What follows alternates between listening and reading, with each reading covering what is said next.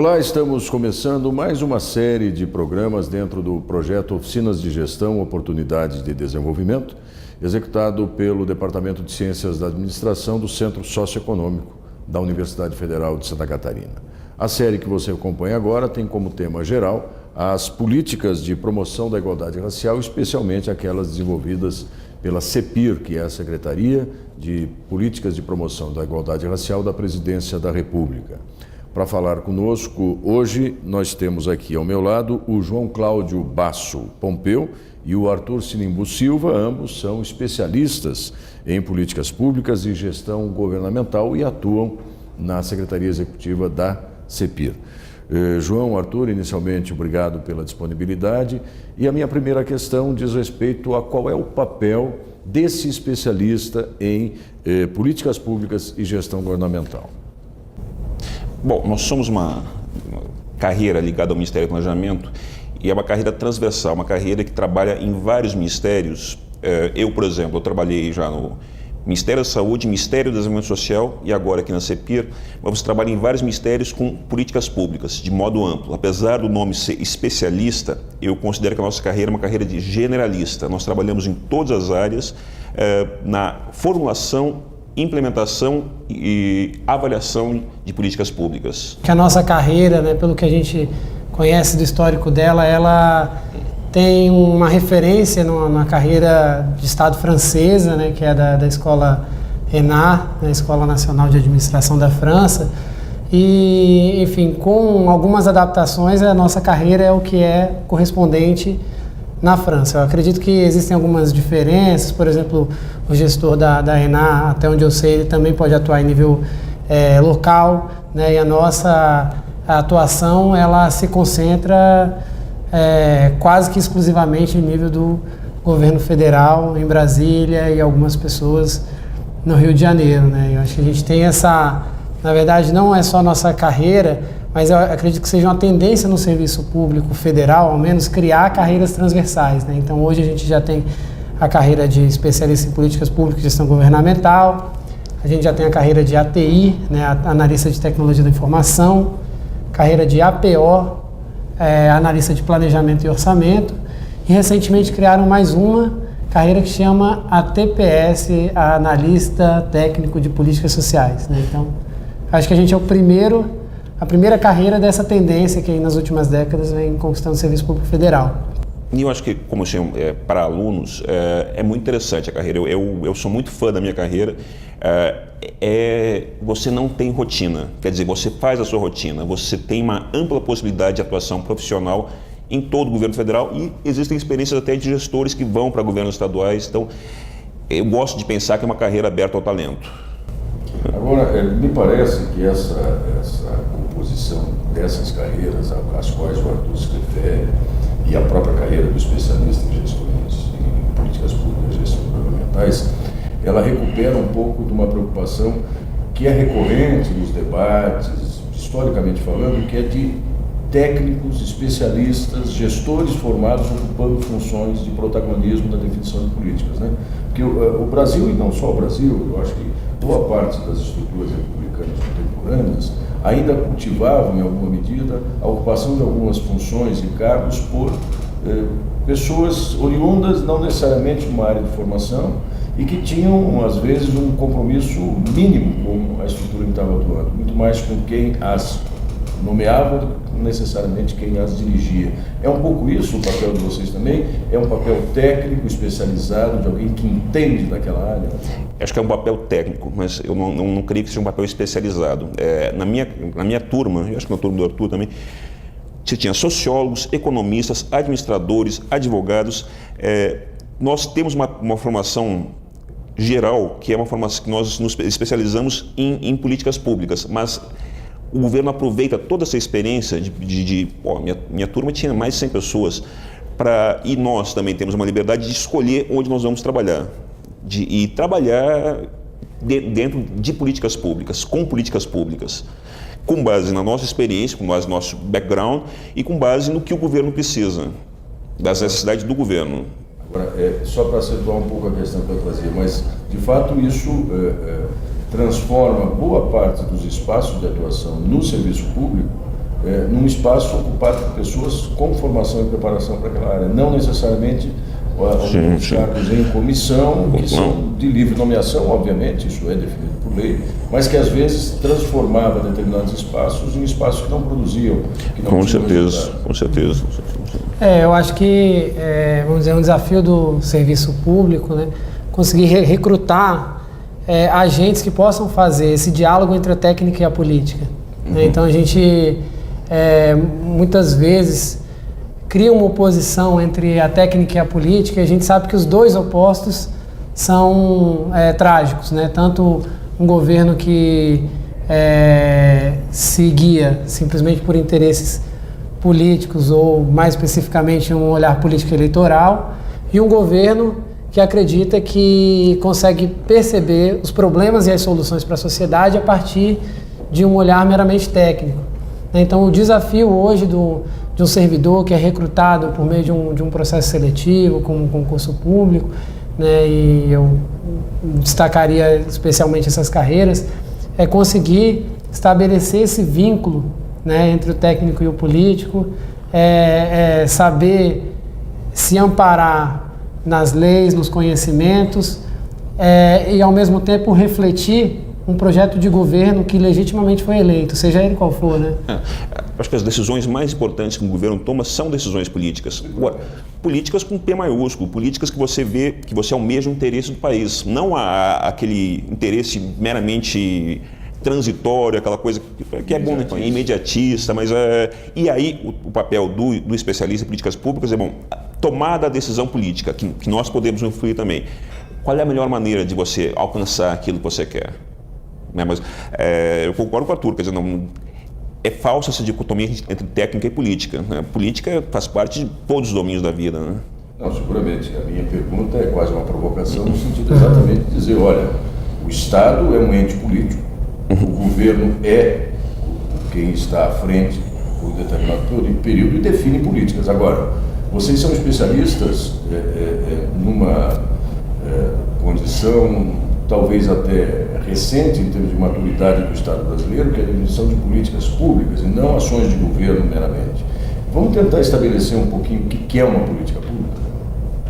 Como é que a gente poderia tentar definir, Arthur? Essa é uma boa pergunta. Eu começaria por dizer o que não é, ou como não se processa uma política pública, né? A gente tem modelos analíticos, obviamente, ao longo da nossa carreira, ao longo dos nossos estudos, nós nos deparamos com essa ideia de que a política pública ela é construída a partir de um ciclo, né, onde, de alguma maneira, uma ideia, um problema entra na agenda governamental e, a partir disso, se formula, né, uma solução, se implementa e aí se avalia e se corrige, né, os rumos dessa política.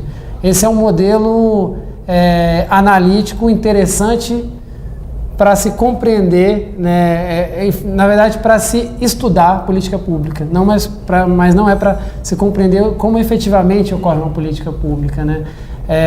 Eu diria que eu acho que enfim, tem também análises nesse sentido. Eu diria que a política pública ela é uma convergência, né, entre oportunidade política, né, solução técnica à disposição e um problema com visibilidade pública.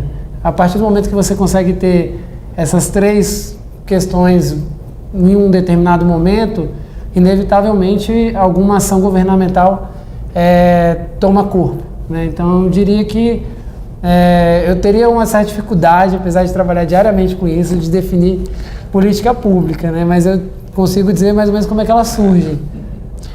O Arthur falou do modelo analítico. Nós aprendemos, esse modelo analítico que o Arthur falou é o que nós aprendemos na escola. Quando a gente vem para o mundo real, é um pouco que ele diz assim, existe um problema, existe uma vontade do governo em atuar nesse problema, quais são as técnicas, ou o que pode ser feito? A política pública é o que pode ser feito a partir do reconhecimento desse problema e da vontade de atuar nessa área. Agora, a política pública ela tem também um componente de uma certa perenidade, ou seja, de uma grande ação pode ter sequência, continuidade, não necessariamente se esgotar por meio apenas de metas, etapas ou planos de ação mais específicos? Eu acho que depende da política. Investimento, construir uma infraestrutura do país, tem começo, meio e fim. Agora, política social, essa eu acho que não tem fim. Você sempre vai investir em educação, em saúde, na igualdade racial, na busca de acabar com a desigualdade. Isso aí não tem fim. Eu acredito que a política pública ela pode ser composta tanto do que na linguagem do PPA antigo, né, a gente chamava de atividades e projetos. Então tem um conjunto de ações governamentais que elas têm data certa para acabar, né? E ainda assim, vamos dizer, isso não retira delas o caráter republicano. Por exemplo, uma ação ação de aperfeiçoar a infraestrutura do país para o crescimento econômico, né? Então, em geral, são planos que têm esse começo, meio e fim. Eu acredito que existem outras políticas e um termo que a gente comumente utiliza aqui na Esplanada é essa diferença entre política de Estado, né? Então, quando você fala de política de Estado, é um esforço de você alçar aquela ação governamental a um outro patamar, que é o patamar de uma preocupação que ultrapassa o limite dos projetos de governo, né? Então, hoje em dia, a gente vê um esforço de se alçar. O Brasil Sem Miséria, né, um programa no qual se insere o Bolsa Família, há esse patamar de política de Estado, que é um esforço de fazer com que essa ação ela ultrapasse os ciclos de 4 anos dos projetos de governo. Agora vamos falar especificamente do trabalho de vocês junto à CEPIR, a Secretaria de Políticas de Promoção da Igualdade Racial. Diante dessa perspectiva, né, de se tentar alçar uma ação de governo em transformá-la numa política de Estado, ou mais do que isso, conquistar a legitimidade social, que talvez é o que fortaleça mesmo uma ação com essa característica, como é que vocês encaram as dificuldades, os desafios e as ações bem-sucedidas que têm sido desenvolvidas com a atuação de vocês na CEPIR? Bom, eu acho que o papel da CEPIR é muito fazer advocacy. O papel da CEPIR é tentar fazer com que todas as políticas públicas alcancem a população negra. Então você tem políticas universais em vários ministérios e qual é o papel da CEPIR? É tentar fazer com que esses ministérios incidam sobre a população negra. A CEPIR foi criada para gerenciar 2 macroprocessos, fundamentalmente, que eram ações afirmativas e comunidades tradicionais, principalmente comunidades quilombolas. Então, o papel da CEPIR é tentar, ao máximo possível, incentivar ações afirmativas em todos os ministérios, em todas as áreas do governo e tentar fazer com que todo o governo chegasse em comunidades, auxiliasse comunidades tradicionais. Ao longo do tempo, a CEPIR, eu acho que ela abrangia mais 2 macroprocessos, que foi a articulação federativa para a política de igualdade racial, quer dizer, você incentivar políticas de igualdade racial em todos os estados, em todos os municípios do Brasil, e redução de homicídios para a juventude negra. Então a CEPIR foi criada para fazer 2 coisas e hoje faz 4, com a estrutura que nós temos. Esse daí, bom, conquistas, eu acho que está se conquistando muito. A população negra houve um salto de qualidade, aumentou a renda, aumentou a escolaridade, está aumentando a escolaridade. A política de cotas é muito interessante para isso. Eu acho que no futuro vai se alcançar um menor nível de desigualdade, né? A gente, trabalhando com política de promoção da igualdade racial, a gente sabe que a gente tem pelo menos 2 desafios a mais do que a grande maioria dos outros ministérios que trabalham com temas mais ortodoxos, mais conhecidos, né? Ao contrário do Ministério da Educação, o Ministério da Saúde, por exemplo, a gente ainda tem que conquistar a legitimidade em torno do nosso tema, né? Então, muitas vezes as pessoas falam, por que um Ministério de Promoção da Igualdade Racial, né? A sociedade consegue entender muito bem a importância de um Ministério da Educação, de um Ministério da Saúde, pode até discordar dos rumos, mas entende o sentido. E o nosso Ministério ele ainda precisa, né, ao mesmo tempo que faz suas ações, conquistar a legitimidade para sua existência, né? Então a gente tem um esforço grande, imenso, que não foi um esforço iniciado pela CEPIR, a sociedade, o movimento negro fazem isso há décadas, que é de dar visibilidade às desigualdades raciais, né? Mostrar que quando a gente fala de desigualdade racial, a gente não está falando de um fenômeno subsequente às desigualdades de classe, né? A gente está falando de fenômenos que se complementam, né? E que têm suas condicionantes próprias, são fenômenos próprios, né? Precisam de ações próprias para serem mitigados. E eu diria que um segundo desafio da CEPI, e aí diz menos ao tema, mas em relação à natureza da forma que ela atua, um pouco no sentido que o João falou, dessa característica de advocacy que a gente tem, né? Então a gente é a representação, né, modéstia à parte, de uma nova forma de fazer política pública, né, que é de você articular as ações dos outros ministérios, né? Então é comum o discurso de falar que cada ministério fica na sua caixinha, né? Cada ministério tem sua caixinha para resolver os problemas, né? E só consegue olhar para a sua caixinha. Isso é realmente verdade. Então estruturas como a CEPI, a Secretaria de Direitos Humanos, a SPM, são menos estruturas para implementar novas ações e mais estruturas para conseguir estabelecer nexos entre as ações de diferentes órgãos, né? Então isso é um desafio assim, inovador do ponto de vista da política pública, e o que a gente faz aqui é uma provocação que poucos órgãos têm condição de fazer. Você, muitas vezes nas reuniões, uma pessoa que é da CEPI, uma pessoa que é da SPM, é o representante dessa transversalidade. É ele que consegue entender mais ou menos o que o Ministério da Saúde faz, que tem a ver com o que o Ministério da Educação faz. E muitas vezes é ele que tem a capacidade e a prerrogativa de tentar estabelecer algum vínculo entre essa ação desses ministérios. Porque, no fundo, na nossa realidade, os problemas da sociedade não estão separados entre educação e saúde, né? Esses problemas estão conectados. E, por exemplo, pegando o caso da população negra, uma das grandes dificuldades de você tirar uma pessoa em situação de vulnerabilidade dessa situação é você romper com o ciclo, né?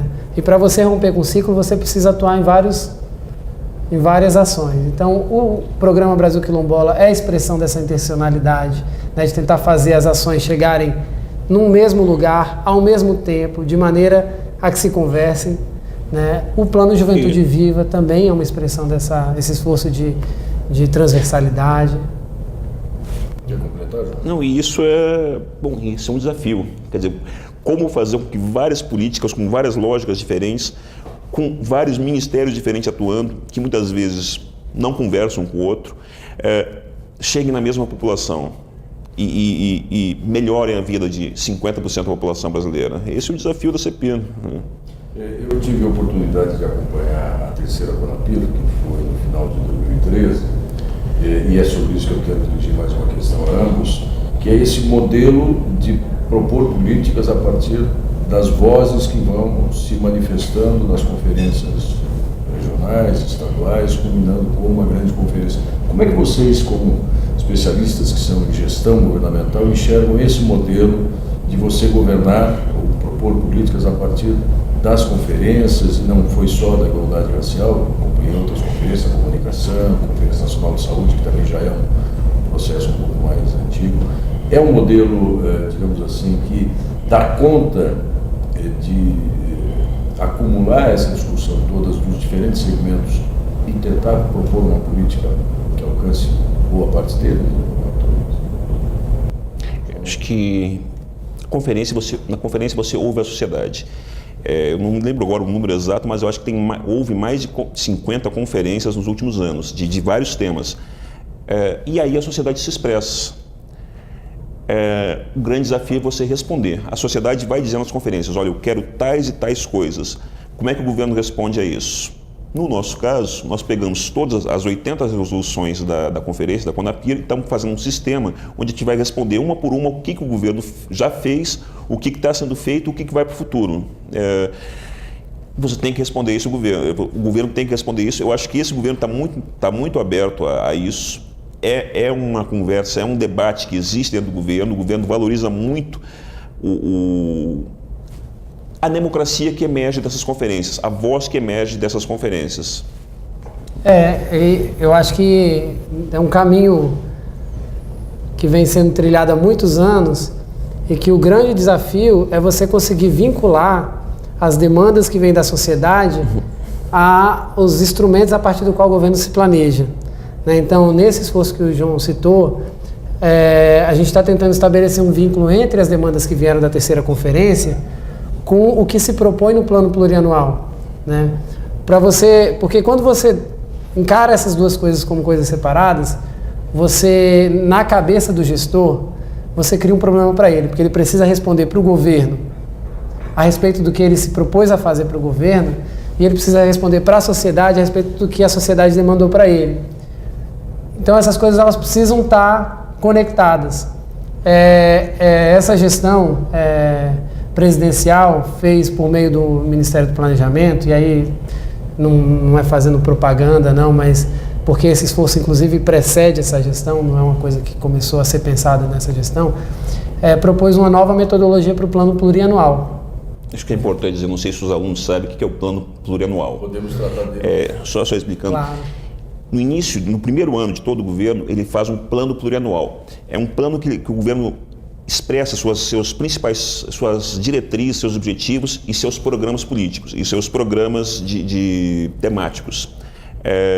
No caso da CONAPIR, o que nós podemos fazer? Nós vamos pegar as 80 resoluções da CONAPIR, vamos ver o que o PPA atual já responde dessas 80 resoluções e tentar colocar essas 80 resoluções como subsídios para o próximo PPA.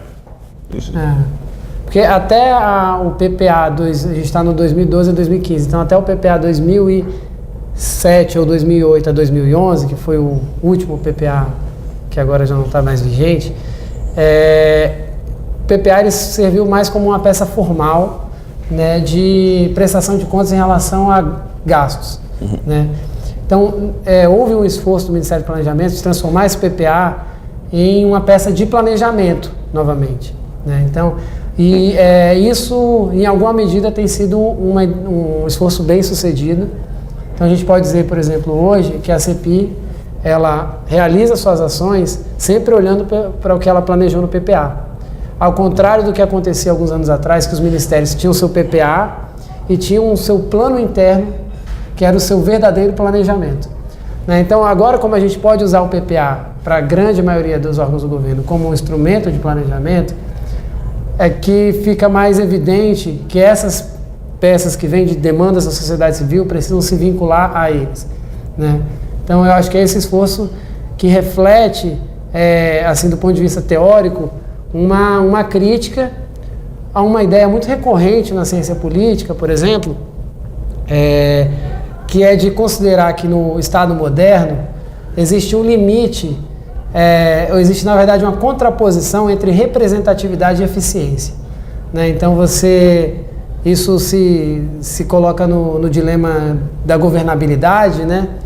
E basicamente existe um esforço teórico que dissemina a ideia de que se você abre muitos canais de representatividade, muitos espaços para as ideias, você compromete a sua capacidade de tocar uma gestão de forma eficiente, né? De tomar decisões de uma maneira eficiente, de implementar ações de uma maneira eficiente.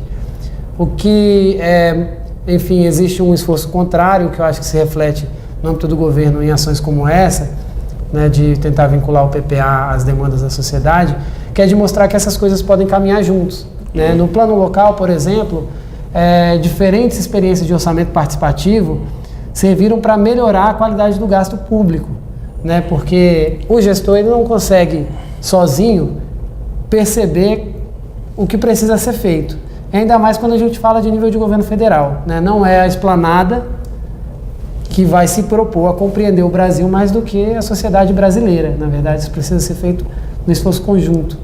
Eu acho que o governo federal cria muito pouco. Se você pensar bem, as grandes políticas do governo federal, elas sempre começam lá embaixo, lá no município.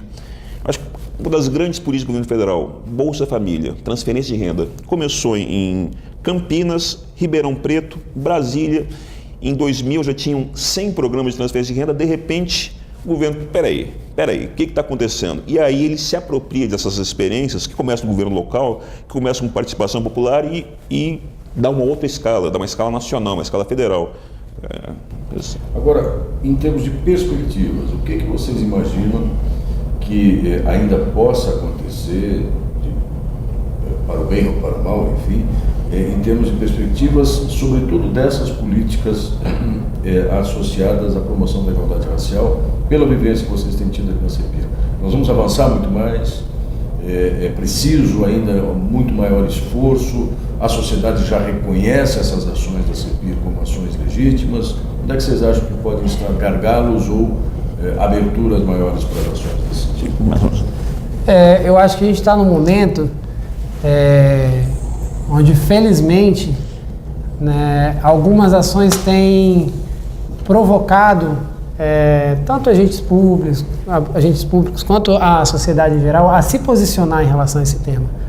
Isso já é um imenso avanço, porque uma estratégia que perdurou há muito tempo em relação à maneira como se lidava com a questão racial no Brasil, dizer que o Brasil é uma democracia racial, que não existia desigualdades entre brancos e negros que se originassem da cor da pele das pessoas, e essas desigualdades se originavam de uma questão de renda, de escolaridade.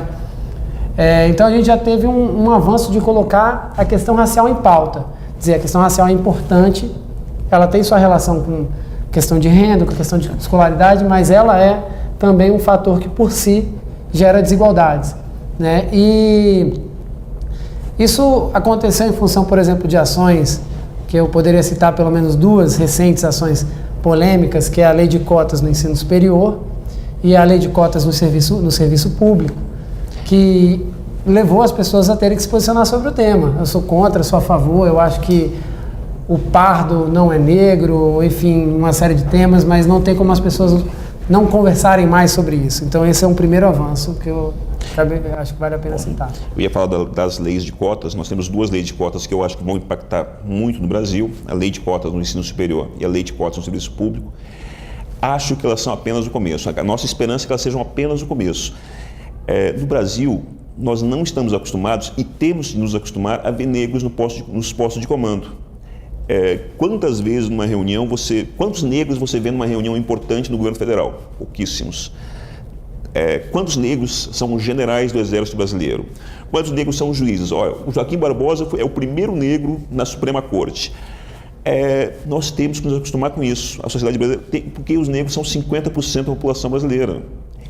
E agora, a partir do ingresso dos negros no serviço público federal, nas universidades, a nossa esperança é que isso comece a ser mais comum.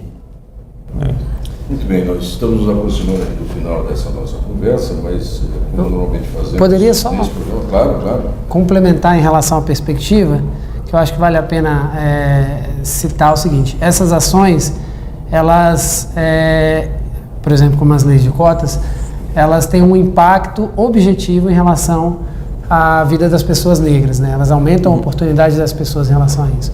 E existe um desafio que ele está associado a isso, que é o do enfrentamento ao racismo.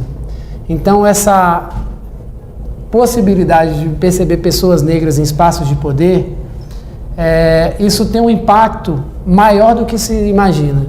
Isso não tem um impacto só na vida da pessoa que, em função de uma lei de cotas, conseguiu ingressar no serviço público, conseguiu ingressar numa universidade.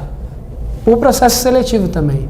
Isso tem um impacto nas pessoas que percebem essas pessoas nesses espaços e começam a compreender que as pessoas negras também têm acesso e mérito e devem ter oportunidade de estar ali, né? Como no caso da lei de cotas das universidades, a gente vem percebendo que o rendimento dos estudantes cotistas é um rendimento equivalente ao rendimento dos estudantes não cotistas, né? E você desconstrói uma ideia arraigada na sociedade, por mais que muitas vezes implícita, de que a população negra carrega uma incompetência, né? Então, assim, isso é uma ideia totalmente equivocada e que as pessoas, das maneiras mais educadas e meticulosas, reproduzem, né? E sem ações de reparação, ações objetivas, essa perspectiva não se desfaz. Então você estabelece um vínculo entre ações de promoção da igualdade racial que tem um impacto no enfrentamento ao racismo, ou seja, na ideologia de que as pessoas negras são inferiores de alguma maneira, né? E que isso se esconde por trás de argumento de baixa escolarização, né? Obviamente a população negra, em função de uma série de fatores, hoje tem uma baixa escolarização, mas isso não quer dizer que ela tenha uma menor aptidão a ocupar espaços de poder. No fundo é o seguinte, existe um discurso muito presente que o problema não é o racismo, o problema é falta de educação, falta de escolaridade nas crianças. Só que a falta de escolaridade você conserta em 20 anos. Quer dizer, no fundo, quando você fala isso, você diz, olha, eu não vou fazer nada agora eu vou investir em educação para daqui a 20 anos talvez ter algum resultado na queda da desigualdade racial. As pessoas precisam de coisas agora, precisam de medidas agora. As leis de cotas são muito interessantes agora, nesse momento. O impacto delas é nesse momento. Além da escolarização, que obviamente a gente trabalha fortemente na redução dessas desigualdades. Ontem mesmo a gente teve uma reunião com o presidente do INEP falando sobre a lei de cotas, e ele mencionou essa importância da gente monitorar não só o rendimento dos estudantes no Enem, né, no processo seletivo. A gente fazer o monitoramento do desempenho de estudantes brancos e negros pela Prova Brasil até o ensino fundamental. Obviamente que a gente quer reduzir essa desigualdade. Agora, um grande estímulo para o estudante negro acessar uma universidade, um concurso público, é perceber a existência de pessoas negras naquele espaço. Porque quando você vai, muitas vezes numa escola, e aí eu vou ampliar mais para além da população negra, mas você vai numa escola de periferia, as pessoas sequer fazem o vestibular. Né? Por quê? Porque elas não percebem nenhum semelhante a elas, seja um vizinho, seja uma pessoa da cor delas, naquele espaço. Então, você percebe, é um fenômeno muito comum em famílias, uma pessoa entrar na universidade e em seguida os outros parentes começarem a entrar. Né? Então, quando a gente cria a cota, a gente cria essa cadeia. Mas isso eu acho que vai mudar, isso eu acho que já está mudando e vai mudar rapidamente com essas leis. Muito bem, então nós estamos nos aproximando aqui do final, mas como normalmente nós fazemos, pedimos aos nossos convidados aqui para que dirijam especificamente aos alunos, né, dos cursos de administração, do Programa Nacional de Administração Pública, assim, um recado final, uma síntese do que a carreira de vocês, e o Arthur falou bem, das várias carreiras recentes que estão sendo criadas, né? Vocês, no caso, especialistas em políticas públicas e gestão governamental, e especificamente no trabalho junto a uma estrutura como é a CEPIR, como é que vocês imaginam que estes jovens, estas jovens, devam buscar na sua formação para poderem desenvolver atividades, desempenhar papéis como esses que vocês estão tão ardorosamente defendem, que a gente observa aqui, Arthur? Tenho até uma dificuldade de fazer isso, mas queria, assim, fazer uma provocação em relação aos desafios que a gente tem de melhoria de bem-estar da sociedade, né? Eu acredito que o papel do gestor público, ele é inevitavelmente um papel político, mas com um P maior. Né? A gente não consegue se desvencilhar dos nossos valores na nossa atuação cotidiana. Quando a gente assume um cargo por meio de uma carreira que nos coloca a passar 8 horas do nosso dia, né, num local, é bom que a gente esteja fazendo alguma coisa que nos apraz, que esteja em convergência com os nossos valores, por mais que a gente saiba que são os nossos valores, a gente vai mediar com a realidade, com a coletividade, com a organização que a gente trabalha. Né? Mas eu acho que é isso, assim, parece uma mensagem de senso comum, mas é essa, o gestor também trabalha com amor, né? E esse amor é que coloca a gente para tentar lidar com esses desafios de não se fechar só nos argumentos técnicos, né? De conseguir colocar os ouvidos para escutar os colegas e a sociedade. E trabalhar com um tema inovador como o da promoção da igualdade racial é um estímulo muito grande de se trabalhar num desafio de algo novo. Né? Obrigado, Arthur João. Bom, eu sou muito suspeito para falar, porque eu sou apaixonado pela minha carreira, eu acho ela fantástica. Então, recomendo aos alunos que coloquem no Google especialista em políticas públicas e gestão governamental. Bom, é uma carreira que você pode trabalhar em qualquer ministério e que você certamente vai trabalhar em políticas que impactam na vida de milhões de pessoas e que você pode se realizar profissionalmente. Professor. Muito bem, eu quero agradecer de novo ao João Cláudio Basso Pompeu e ao Arthur Sinimbu Silva, ambos que atuam como especialistas em políticas públicas e gestão governamental na Secretaria de Políticas de Promoção da Igualdade Racial, a CEPI. E você pode acompanhar no ambiente do projeto Oficinas de Gestão a programação das próximas teleconferências. Um abraço.